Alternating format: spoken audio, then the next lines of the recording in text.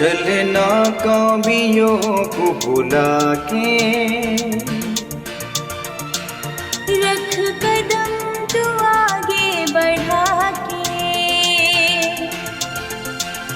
चलना कवियों को बुला के, रख कदम तू आगे बढ़ा के।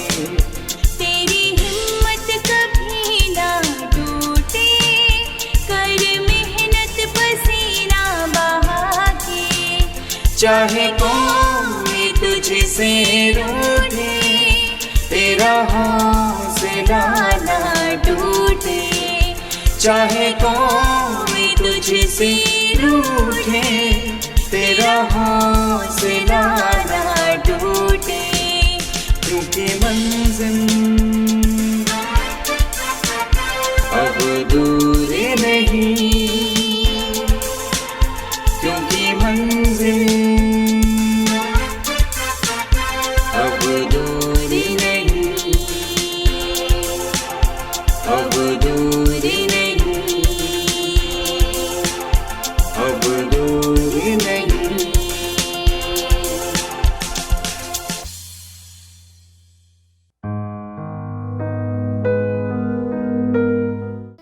I don't expect to do what is possible.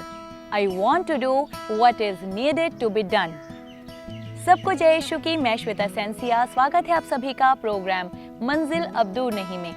और मैं एक बार फिर से हाजिर हूँ आपके सामने with N inspirational personality who has a barrier free thinking. एक ऐसा इंसान जो हमेशा हमारी दुनिया यानी पृथ्वी के भविष्य के बारे में सोचता रहता है। एक ऐसा इंसान जिसने सिर्फ 10 साल की उम्र में इतनी किताबें पढ़ डाली जितनी एक आम व्यक्ति ग्रेजुएट होने पर भी नहीं पढ़ पाता है। और उन्होंने महज 12 साल की उम्र में खुद से ही कंप्यूटर प्रोग्रामिंग सीखकर एक वीडियो गेम बना डाला था।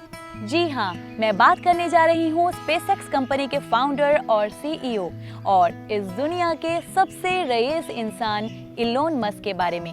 इलोन मस्क के बारे में बहुत लोग जानते हैं, लेकिन उनके जीवन के बारे में बहुत कम लोग जानते हैं। तो आज हम बात करेंगे उनके जीवन की कुछ महत्वपूर्ण बातों के बारे में और पाएंगे उनके जीवन से प्रेरणा। इलोन मस्क एक सक्सेसफुल बिजनेसमैन, इन्वेंटर, इंजीनियर और एक फिलानथेरेपिस्ट हैं। इसके अलावा उन्हें बिजनेस मैग्नेट भी कहा जाता है। उनका जन्म 28 जून 1971 में साउथ अफ्रीका के प्रिटोरिया शहर में हुआ था। उनके पिता का नाम इरोन मस्क था, जो कि एक इलेक्ट्रॉनिक इंजीनियर और पायलट थे। उनकी माता का नाम मे मस्क था। सन 1980 में इलोन के माता पिता का तलाक हो गया था और उस समय इलोन ने अपने पिता के साथ रहना स्वीकार किया और उनकी बहन और छोटा भाई उनकी मां के साथ रहने लगे थे।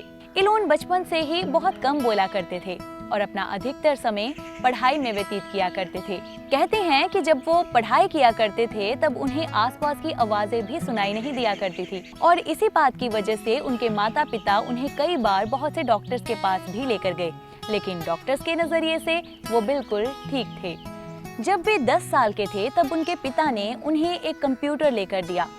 तब उन्होंने कंप्यूटर की किताबें खरीदकर उन्हें खुद से ही पढ़कर महज 12 साल की उम्र में एक कंप्यूटर प्रोग्रामिंग वीडियो गेम बना दिया और उसे किसी कंपनी को $500 में बेच दिया।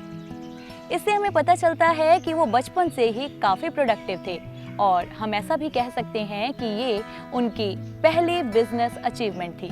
In 1989, at the age of 17, he moved to Canada to attend the Queen's University and avoid the mandatory service in South African military. तो जैसा कि हम सब जानते ही हैं कि इलोन का जन्म अफ्रीका में हुआ था और पहले ऐसा होता था कि जो अफ्रीका के नागरिक होते थे, जो वहाँ के सिटीजन्स होते थे, उन्हें अपनी लाइफ के कुछ साल मिलिट्री को देना ज़रूरी होता था। लेकिन इलोन ने इस बात को अवॉइड किया और कनाडा शिफ्ट हो गए और 1992 में उन्होंने यूनिवर्सिटी ऑफ पेंसिल्वेनिया से बिजनेस और फिजिक्स स्टडी किया।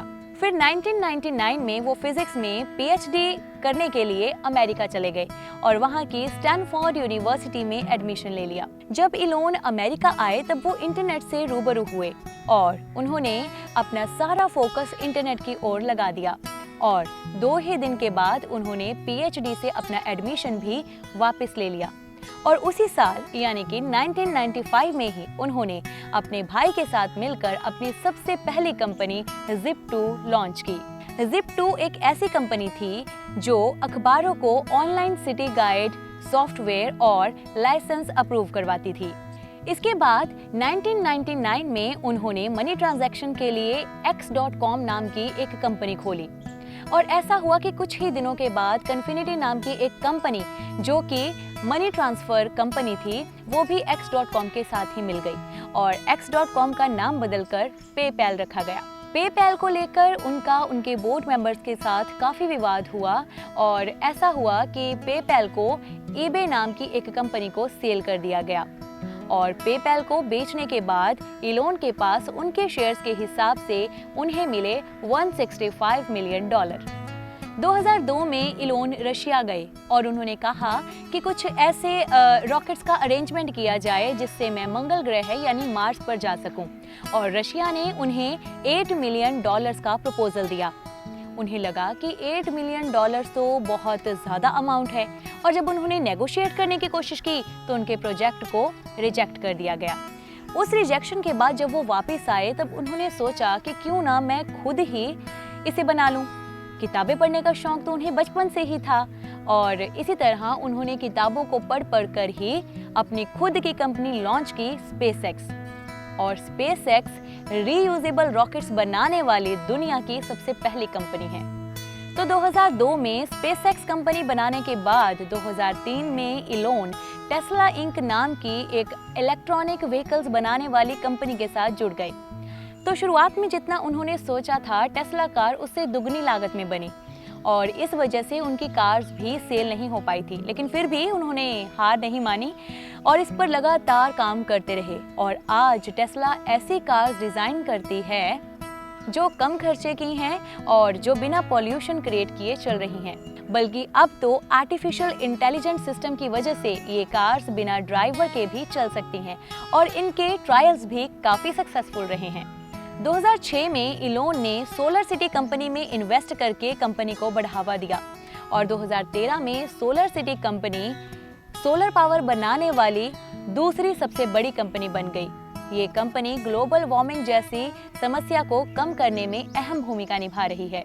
इतनी कंपनीज में काम करने के साथ साथ इलोन मस्क ह्यूमन वेलफेयर के लिए द बोरिंग कंपनी और स्टारलिंक जैसी कंपनीज भी चला रहे हैं। तो जो कुछ भी इलोन मस्क ने अचीव किया और जो अभी भी वो कर रहे हैं, अगर हम ध्यान से सोचें कि कैसे कर पाए वो इतना सब कुछ, तो इसका आंसर सिर्फ एक ही होना चाहिए, जी तोड़ मेहनत। लेकिन जी तोड़ मेहनत करने के लिए भी इंसान को ऑप्टिमिस्टिक होना बहुत जरूरी है, क्योंकि एक पेसिमिस्टिक व्यक्ति या एक नेगेटिव थिंकर कभी भी अपनी लाइफ में इतनी अचीवमेंट्स अचीव नहीं कर पाता है।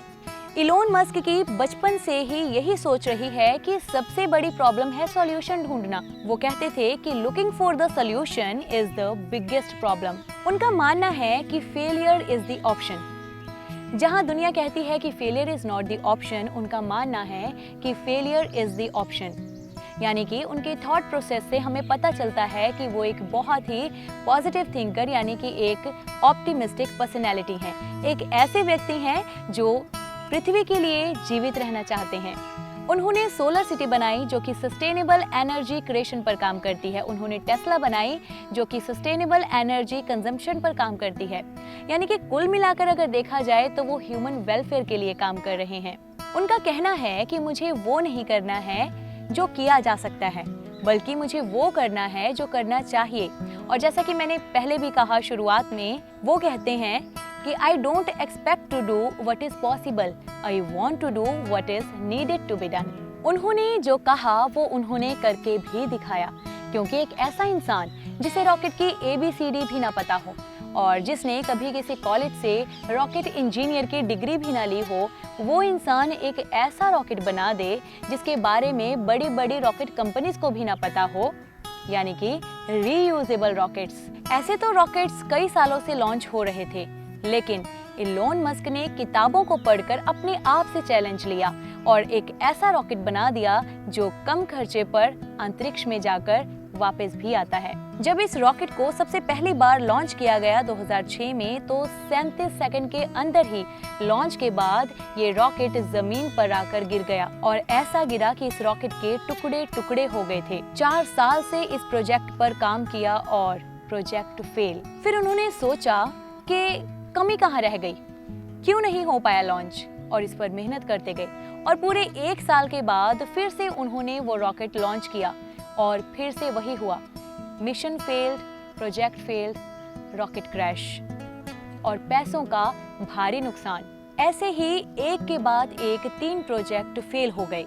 उसके बाद मुश्किल से सिर्फ एक प्रोजेक्ट के पैसे बच गए थे उनके पास, या कह सकते हैं कि उतने भी नहीं बचे थे और उनकी कंपनी के सारे अच्छे इंजीनियर्स उन्हें छोड़कर जा चुके थे। लेकिन इलोन मस्क जिद के इतने पक्के थे कि उन्होंने सोचा कि एक बार और ट्राई करूंगा, लेकिन पैसे इतने नहीं थे कि वो अच्छे इंजीनियर्स को हायर कर सकें। लेकिन उन्होंने सोचा कि इस बार वो इस प्रोजेक्ट के चीफ इंजीनियर खुद बनेंगे।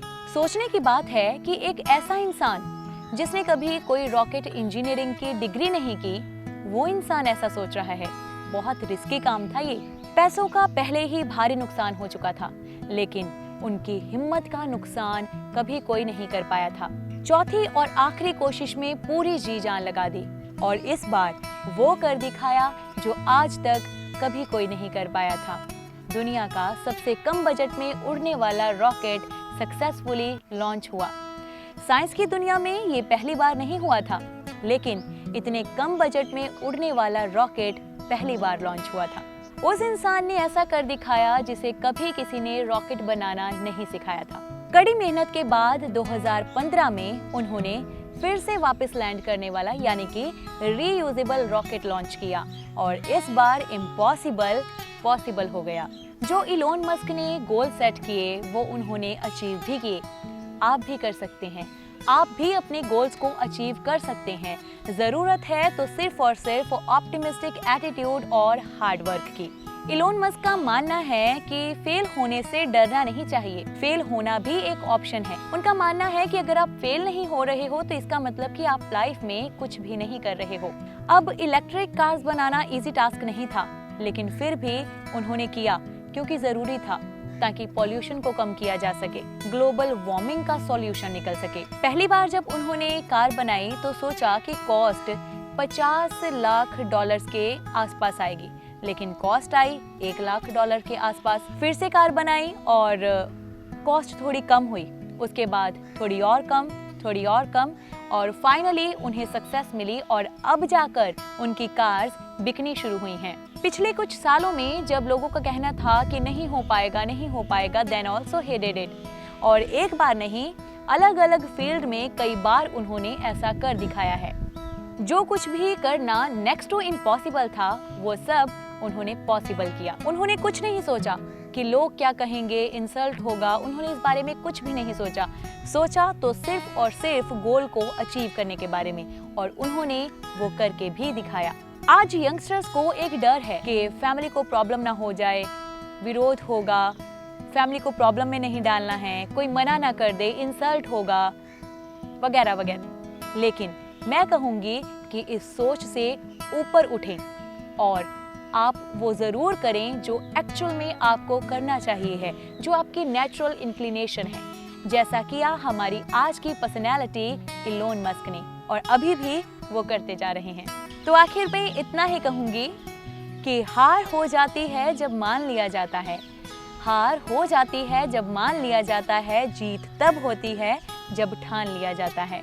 तो करते रहें जी तोड़ मेहनत बिना हार माने। मैं मिलूंगी आपसे अगले हफ्ते with an another inspirational personality.